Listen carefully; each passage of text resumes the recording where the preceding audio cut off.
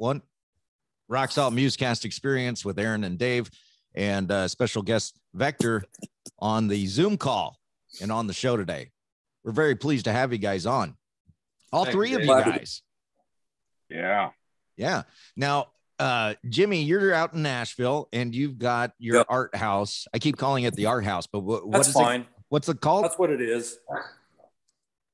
It's a studio designed by a close friend of mine who fortunately is an architect, and he and his wife own a gallery that I've shown in for almost 20 years.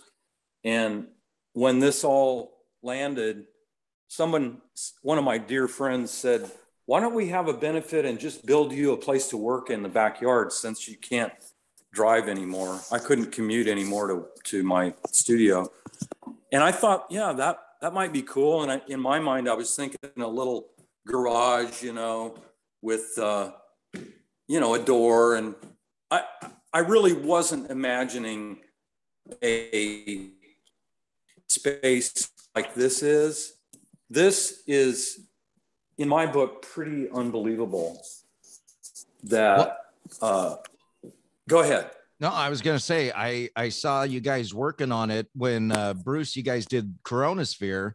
And when Mike Rowe was here, we shot up here. Yeah. One episode. And then we shot a little bit in the backyard as well. And you did something really cool with Steve. I always butcher his last name. Steve Hildeberg? Hindelong. Thank you. Yeah. And you guys did like this all acoustic, and he was pounding on a bucket, and awesome. The cement bag. The cement bag. Mike, turns out Mike comes to Tennessee about once a year to visit his in-laws.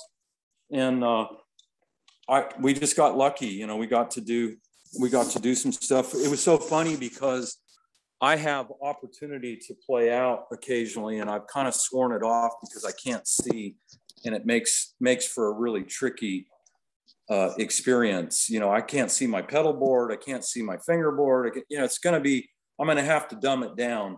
But what's great was when Mike was here, we were trying to knock off a couple of old Vector songs, Mannequin Virtue and stuff off of that very first record, which, has long since, it's in here probably, but it would take some effort to go back in and grab it. Right. Right. But it was great having Mike, and honestly, Bruce and Mike and their Coronasphere thing is just fantastic.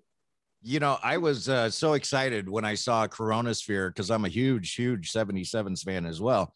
I was so excited when you guys started doing that at the beginning of, COVID. Yeah. And I can't say I watch every single week, but I watch quite a bit. I do watch quite a bit. And that's a task. There's a lot of weeks. Yeah. Well, and I think to myself, how do you guys get up and do that every single week? And then I thought to myself, well, I get up and do this every single week. So there it is. But it's kind of become a weekly thing now. Did you guys ever expect it to just go on as long as it's been going on? No. Quick and simple. Yeah, 64 weeks today. Oh, is it really? God. Yeah. And what's on Coronasphere for today? Well, this month has been a special month because Mike went and did the Nashville trip. Saw him. And then he kind of got a little flu within his family, so it kind of took him out a little bit. So this is when he came back. So we like the last time he was there a year ago, he had shot a big interview with Aaron that we had a couple hours of footage of. So we kept wanting to, edit it up and put it out. So we over this month, we've done some composite things. We've done did a Zoom interview with Mark, and did the first one with Steve, and which is the first time we've gotten into the Zoom interview stuff. So we've just kind of gone off the script just for a month here. And I just did one with Mike at his house, where we just really did a preview of the Hymn Show record, which we have just almost have done, which is a collection of classic early American and hymns and spirituals and stuff. which is we're really excited about. So we on the show, we kind of created our little hymn show section where we would always do, you know, a couple gospel tunes, classic, traditional, Old Rugged Cross, and on and on. And so we decided we're going to do a series of these things, because it's kind of a legacy thing that we started when we did the Holy Ghost building. That was kind of what that was, which is just a grab bag of these old blues and spiritual tunes that we redid. And then Mike did a record. I can't remember the title of it, but he did one of a solo one of that similar thing. So now we're going to end up probably, we have 3 planned. So, and the third one, we want to involve all our buddies, you know, so we're going to try to drag all our characters in here, including the 2 gentlemen in this interview, Terry Taylor and, you know, Derry, all the usual suspects. We're going to try to get everybody into a third one. But well, I play a mean cowbell. No, well, just saying. Okay, well, hey, you know, all opportunities are going to be on the table for that one. We were supposed to do that thing, you know, we're like, yeah, we'll just pop this out, you know, with a hand drum and an acoustic guitar, and we have this idea, and of course we can't do anything like that. So it's taken, like anything we do, we get started at making Dukes of Hazzard, and we end up doing Gone with the Wind, you know. But that's our you know, what this thing has been, that show has been is turned into this. Well, you know, we ran through all the material we know. We did all the original material. We did all the bands we know, you know, all the Lost Dog stuff, all the Straw Men, you know.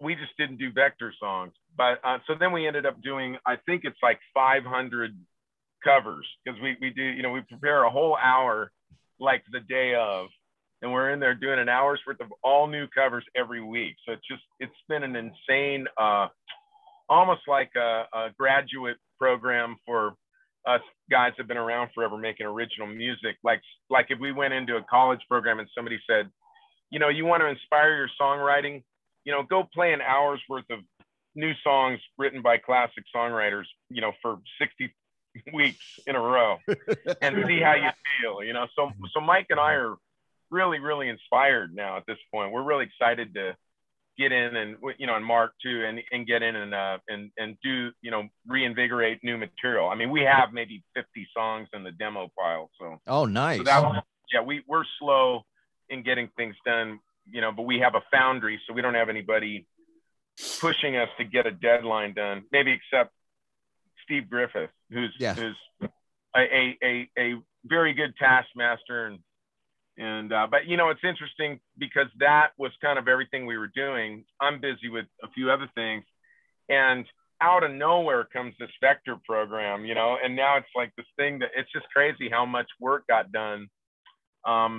Yes. You know, you give a bunch of stuff to do to busy people, and they tend to get it all done, you know? Right. Yeah.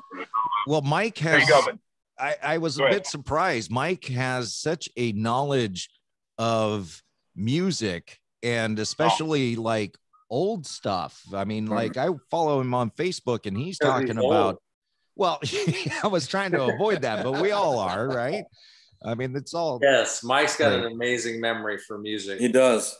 Yes, for sure. Yeah. Mike just told a story. You got to watch the show tonight, but Mike just told a story, you know, just casually talking about when he was 3 years old, he was supposed to sing in church, and then he froze up and didn't sing. And his mother had told him that, you know, if you'll do this, we'll buy the How Much Is That Doggy in the Window record that you want so much, you know. he was 3 years old, and they were trying to bribe him with buying this record he was obsessed with, you know. Like, this guy, you know, he's the real deal, man. He's a true gem. He really is of an American music story. You know, it's great. Well, yeah, Mike and I have known each other probably since we were around 10 or 11 years old. No way. I didn't know that. Yeah, I think we're a year apart. I think, is he the 12th of October, Bruce? It's Sure. Mike's birthday. Oh, we lost Yeah, Bruce. Mike and I were born the same year. Well, he's trying to use an iPhone. Yeah, There he is. Yeah, we've known each other that long. I got a call. We were raised in the same Assemblies of God church. So my mom and occasionally my dad went, but mostly my mom and my sister and I went to the same church as his family. And so it was one of those, you know, and then we get together and the adults would play Rook. Yeah. You remember that card game? Yeah. So, yeah, Mike and I were in a band together back when we were, you know, 11, 12 years old. I had no idea. Guitar. Yeah. What was the name of the band? First Christian band. Honestly, I don't remember. It was just me, Mike, and a keyboard player. Some guy named Charlie? No, a guy that worked at the church. But was Mike in the Steve Griffith band? Did that become the Scratch Band? No. The Scratch Band was a whole thing. Had nothing to do with me when he after he moved up to Warehouse. So on Coronasphere, two things that I took away from it recently is Mike told a story about Mylon, Bruce, and that thing had me rolling on the floor when he was doing his Mylon impression and talking about. Oh man, yeah, I've jammed with Mick Jagger. That's it. I was trying to tell Aaron about it, and it was so funny. Yeah. Oh my gosh, man! I know. I got to go back and find that one. You know, I mean, the great thing about the Coronasphere thing is that I truly am just this fan of Mike's, and I just am amazed that I never tire of being there. You know, I can be the instigator and the catalyst guy serving up, you know, Mike's program, but I'm just constantly fascinated by him, and I love talking to him, you know. So it's truly it's when you see it, it's really authentic, man. I'm sitting there, just got a smile on my face all the time, just encountering the guy, you know. Right. And so go ahead. Oh, I was gonna say the other story that I took away from it, and I love this story, is Steve, your story about the Beach Boys that you told on Coronasphere. Oh, when I drove limousine. Yeah. And you told them that the concert wasn't mixed right or something like that. Well, yeah, after the concert, I can't remember which band members it was. I don't think it was Brian. I don't think he was there. You know, they split the band up between, I think, 3 or 4 cars. So I might have had 2 of them in mind. But I was really involved with, at the time, of course, Exit Records and engineering, and I had done live mixing as well before all of that. So I was familiar with the process. Had you become opinionated at that time? By that time? I think I came out opinionated, but so I was I was telling him, you know, you guys are, man, your main thing is vocals, and I was telling them their mix just wasn't that great, you know, and they needed some help. I mean, they appreciated the information. They didn't like dismiss it, but yeah, I was pretty brazen about my opinion about the Beach Boys. Whoever was front of house was not doing a good job. And they're going. So how long you been driving this thing, or do you use like a lemon scent in here, or Oh man. Yes. So that was a fun experience. Well, hey, I wanted to tell you guys, man, that I mean the thing that's really great about doing all this is I think Steve and I were talking about the other day, is that just doing it, just to be able to do stuff with these rich minds and experienced humans, you know, I mean, these are not, we're not doing the same thing we used to do, you know. I mean, either with Mike or these guys or anything, it's just we're just getting to spend time with these great people, and it's worth every minute of it just to do that. You know, I really don't have much consciousness of what we're putting out there or what the business is on it or anything, because I'm just having a great time, you know, having a barbecue with my friends all the time. And that's that's satisfying me, you know. Anyway, and the fact that we do some good work is you know, bonus. That's the thing, that I've been in radio for 17 years and before I got out of it, and it wasn't fun for me anymore. It became too corporate and too structured, and it just wasn't fun for me anymore. And I just left it behind. But just like I'm sure music is with you guys, there's always a piece of it that like pushing at you. Come on, let's do something else. And, you know, technology has brought us these podcasts, and I'm able to do it without constrictions, and I enjoy it again. And I don't do it for money. I just do it for the love of it. And I get to meet and talk to people every week now, and it's really cool. The Beach Boys story, though, it gave me a little insight on Steve that I didn't know, is that you, maybe I'm wrong, but you're a bit of perfectionist when it comes to the sound of the album. Is that accurate?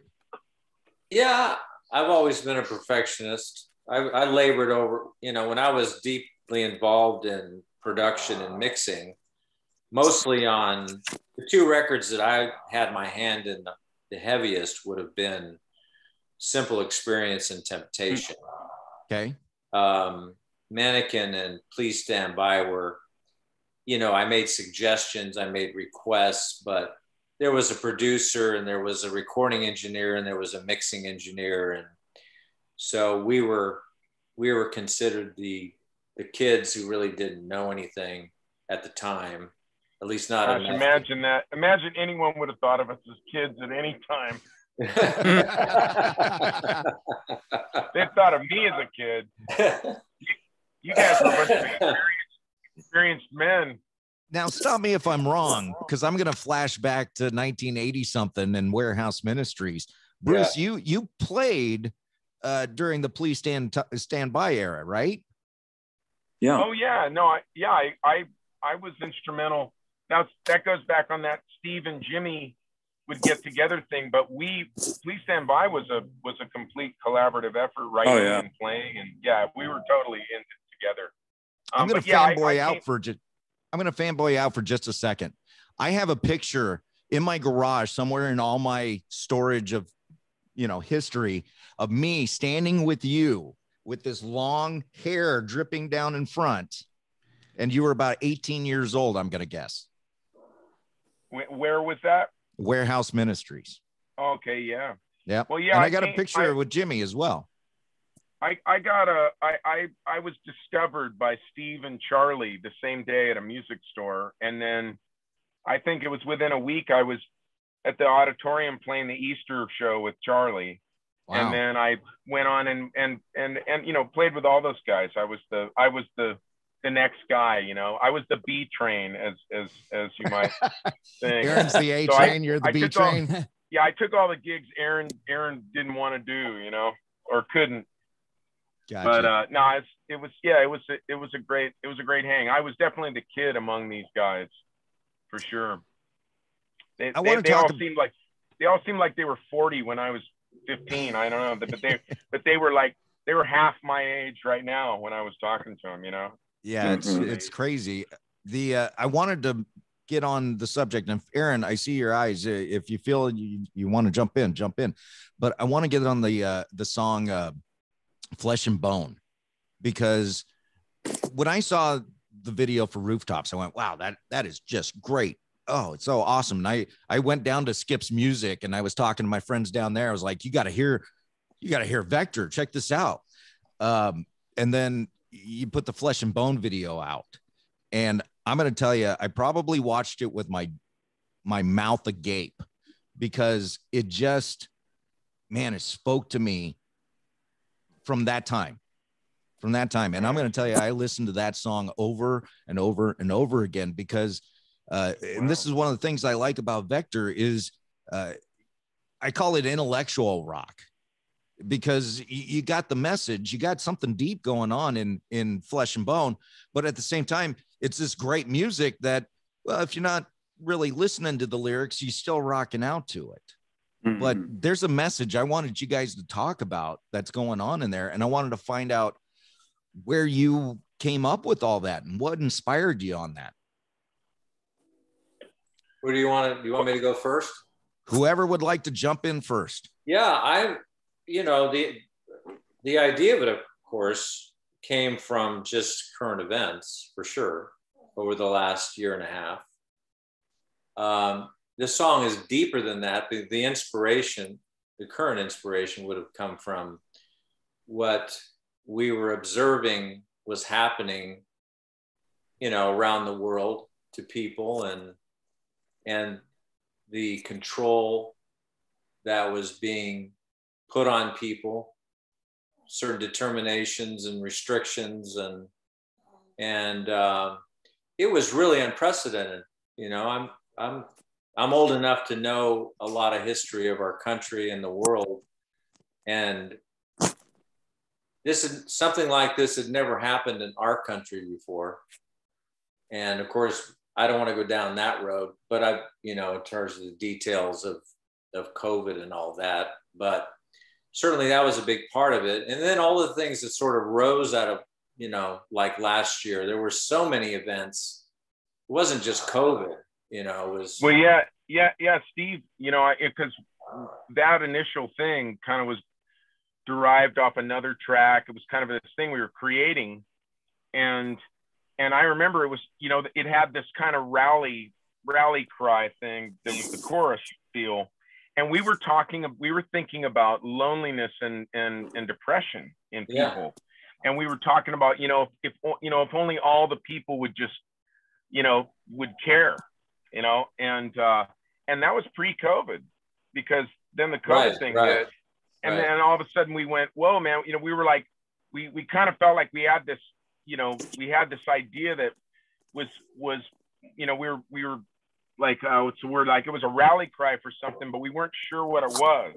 And then all of a sudden COVID comes and it's like, oh, that's what it's for. It was like, because initially my first inclination lyrically is I wanted to talk about how people think that social media is a way of connecting, but they've proven that it's really a way of separating people. More and more people feel isolated, and then they live for the likes, and they look at other people's lives through Facebook, which are not necessarily real, and then measure that against their own experience, and then get depressed because they don't have that kind of life. So that was kind of one of the original ideas before it was really fleshed out as a song. But then all the events of 2020, of course, gave us lots of ammunition from all different viewpoints, from all different groups of people, a lot more than just social media. So it became a bigger statement about, and then the names, that were listed. My wife said, you need to, I think it'd be a good idea to have like names of people that have stood up in history and made a statement and stuck to that statement, regardless of how popular it was or how much they were slammed for having that opinion, and they still held the opinion. So that's what the names represent, are those kinds of people. Yeah, I picked that up from the video, and I felt it was so powerful when you put Peter at the end, right? It was Peter. I put Paul the Apostle. Thank you. Because you get to the end, and I didn't catch it before. And like I said, I've watched that video several times. I didn't catch it before that Moses was in there, but when you get to the end and Paul the Apostle, I was like, man, it sums it all up. So powerful. That video really is. If it didn't speak to anyone, it spoke to me and touched me. That's what it's all about. If we can speak to, I think if we can really make a statement to one person through our music, I think that's great. And everybody's going to see it, that video, and hear those lyrics and that music and come up with something that means something to them too. That's been our experience, I think, throughout the history of Vector. We want to play Flesh and Bone. We got Jimmy back, and that's good. Guys, I just got warned I got 5%, so I'll see you later. Hey, Jimmy, thank you for coming on. All right, Jim. Yeah, my pleasure. I'll do it again anytime. Oh, awesome. Love you, brother. Love you, brother. Nice hat. I love it. Good work. Good work. Say Thank hi you, to Jimmy. Tom. Hey, Hey guys, how's it going? how you guys doing? Great. It's a busy day around here, I guess. It is a busy day. But my computer's about to die, so I'm going to just shut it off. Jimmy, let's get you back one day and talk about Perfect Foil Man. and your art house and your We'll website. do a whole show. Awesome. Feel free. Call me Awesome. anytime. I look forward to that. I'll email you. Please do. Yes. All right. Please Love do. you guys. Absolutely. Love you. Love too. you. Thank you. Enjoyed. Bye. See Bye. ya. All right. So now it's Jimmy the Pug. Jimmy the Pug. Yeah, I want to play Flesh and Bone or Flesh and Bone. I'm horrible with names, guys. I'm really sorry. Names just go. So Flesh and Bone, correct? Yes. I was calling it Voices. So forgive me if I call it Voices, but let's play Flesh and Bone. It's such a powerful song. Listen to the words, watch the video.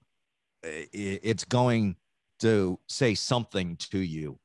And this is new from Vector, and the album's vital. This is Flesh and Bone on Rock Salt Musecast Experience.